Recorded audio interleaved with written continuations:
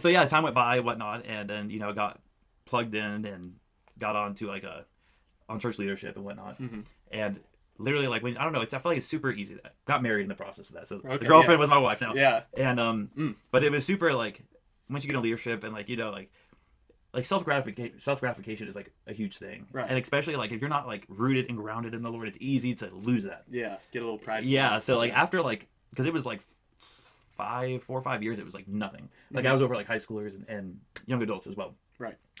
And it was just like nothing, like because you're still like launching, no one really knows who you are and whatnot. Yeah. And so like it was, and then I got like 2, and then I got 3, and then it was 2, and then it was 0, and then it was 20 and 25, and it started growing. And in the season of growth, Yeah. I was like, okay, I'm doing this now. Like I got puffed up, Okay. Yeah. And so like literally like in that season of like being puffed up, I got so blinded and so like deceived in myself, like Right.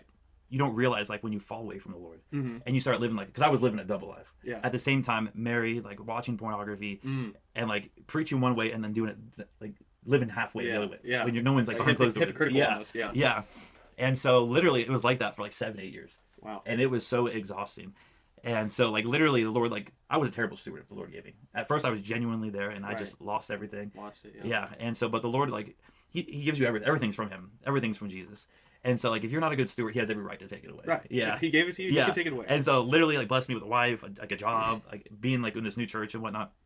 And so, like, constantly, like, his grace was there. His grace was there. Always giving me another chance in his patience. And eventually, he was like, "It's done. Like, I gotta take everything away from you." Yeah. So And he pulled the plug completely. Pretty much, yeah. Oh. Like everything within I think a 5-month like time frame from this past year, like, So very recent. was removed. Yeah.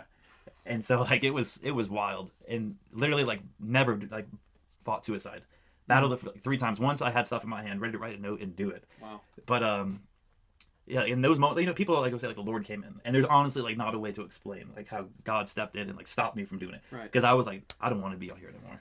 Yeah. But it was like I call it the worst and best season of my life ever. Right. Yeah. And so like here I am now. I've been like in a year of like just battling depression and like building a new community, finding a new church, The Well, which we met at. The Well. Shout out. Yeah.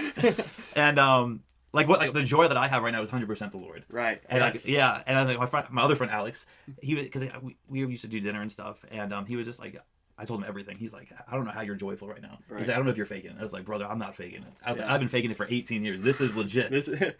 And but like the topic I want to get to is called dying to self. Yeah. And because this whole season of my life this past year was truly like stripping away and dying to everything Right. that I wanted to do, Yeah. everything that I thought was on the table for me.